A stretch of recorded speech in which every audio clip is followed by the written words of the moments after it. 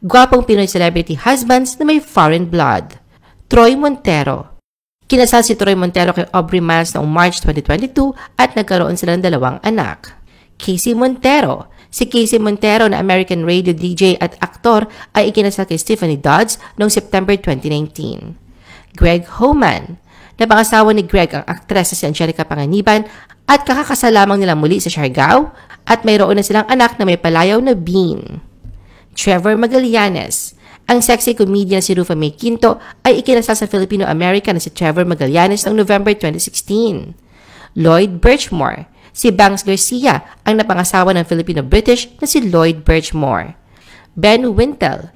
Ikinasal naman ang aktres na si Isa Calzado sa British-Filipino businessman na si Ben Wintel noong 2018. Mayroon na silang isang anak na pinangalanan nilang Dea na ipinanganak noong March 2023. Ralph Wintel.